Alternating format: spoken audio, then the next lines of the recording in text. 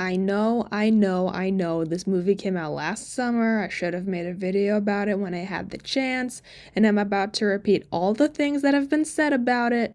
I don't care. I'm a big fan of Tales of Arcadia, and I want to make more videos about it in the future. But first, we need to get this movie out of the way. It's not that I hate this movie. There's a lot of great things about it. The animation is awesome. The action is epic. Just the right amount of humor sprinkled in, more on that later. And it really would have been a good conclusion to the whole franchise had it not been the ending. I don't even know where to start. How about the beginning? Okay. Underused characters.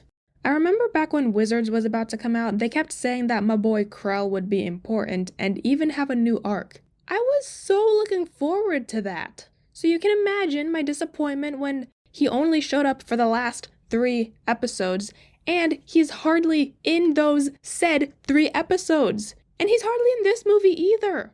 I will bet you my college tuition that Krell was in this movie for like 15 minutes max. They really just took a main character from one of their own shows and tossed him to the side like he was nothing. Did they not remember everything he did in Three Below? They also did the same to Steve, Eli, and Stuart. And speaking of Steve, it's really weird that they introduced that whole pregnancy storyline and did almost nothing with it. I also felt a little bad for Steve throughout that storyline. I mean, let's be real, Steve was always the comic relief of the franchise. All of the growth and development he ran through just so he could be reduced to that. But then again, we'd be lying if we said we didn't find it a little funny. Just a little. The scene where he first found out makes me laugh. And Eli. Yeah, he didn't have much of a story arc, but I would have liked to see more of him in his epic glow-up. He really just said. The characters each had their own job to do, and the movie cut to them doing said jobs. But for some reason, they didn't show Krell, Stuart, Steve, and Eli getting Excalibur. I feel like they should have done this to at least give us more of these characters. Even if it wouldn't have been action-packed, it would have been a great source of comic relief. They had all the comic relief characters packed into one room, and they did nothing with them. I just wanted to see more of those characters. Also, can we take a quick breather and admire Krell and his Men in Black cosplay? Let's continue. Misuse of characters.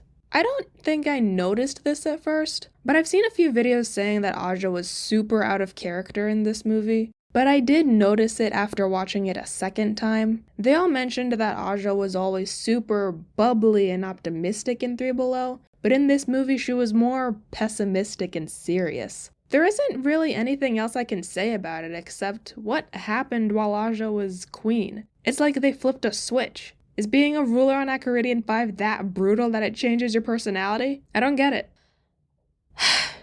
Y'all know I'm about to go off. I don't know about you, but this franchise hit me in the feels and brought me close to crying so many times. What got me sobbing, like really sobbing, was when Toby died. Such a fan-favorite character, a great source of comic relief, and a hero in his own way. Him dying in such a heroic way. While it was gut-wrenching, it would have been a good ending for his character. I'm not saying he had to die, I'm saying it would have been a good way to end the movie. We've already lost so many beloved characters throughout the shows, this one just hurt more than the others. We lost Drawl for crying out loud! Again, while it was gut-wrenching, it was an ending I would have been able to live with. But then they just had to make Jim go back in time and redo everything. Everything from the first episode of the show. What the heck were they thinking? Why did they do this? They really said to the fans, hey, you know how you've been so invested in the stories and characters and lore of the past 3 shows? Guess what? None of it matters anymore. One of the videos about the ending said that if Jim were to go back in time, why didn't he just go back to before Toby died or to the beginning of the movie? At least that would have made sense. Jim could have gone back moments before the climax and said to one of the members, hey, Toby's gonna try to activate the anti-magic machine, but he gets crushed. One of you needs to go with him so that you can get him out of there as soon as the machine is activated. Did he really have to go back all the way to where it started? And why did he think Toby being the troll hunter would be a good idea? It's not that Toby isn't a hero, he is. But I don't think it feels right for him to be the troll hunter. They're all heroes in their own way.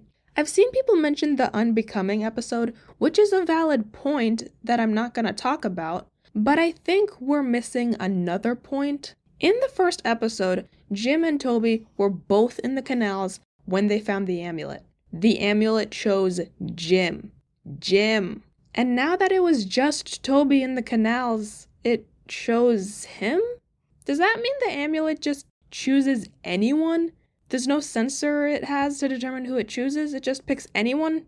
Anyone? What kind of magic artifact does that? Can you imagine if that's just how the chosen one trope works? You were chosen just because you were there?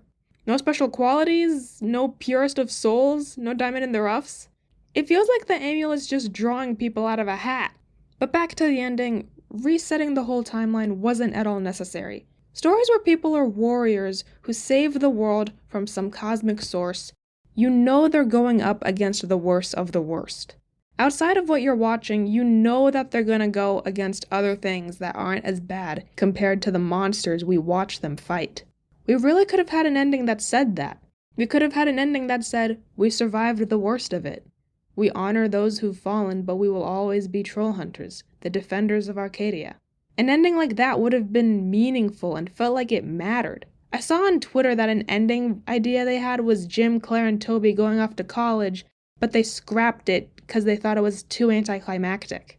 Even if it was uneventful, that would have been a better ending and would have had the same Troll Hunters Forever vibe I was talking about. Instead, we get an ending where it resets the timeline, making all of the sacrifices, deaths, and character development null and void. I don't know about you, but to me, endings are better when the people who matter remembers. Let's be real, the kind of things some of the characters go through in these stories are gonna stick with them to their grave. We should pay for their therapy bills. But because they went through what they did, they're different people. For better or worse. And now that their memories are gone, it feels like the only one who really changed is Jim, because he's the one who remembers everything. This is why it felt like nothing mattered. Krell's journey of making friends and accepting Earth as his home. Steve's arc from bully to hero. Strickler's relationship with Barbara. Claire becoming stronger than ever. Dukesy becoming a true wizard. Morgana's complicated arc. The villains they defeated. The adventures they went on. The friends they made. It's all gone. They're back to square one except one character.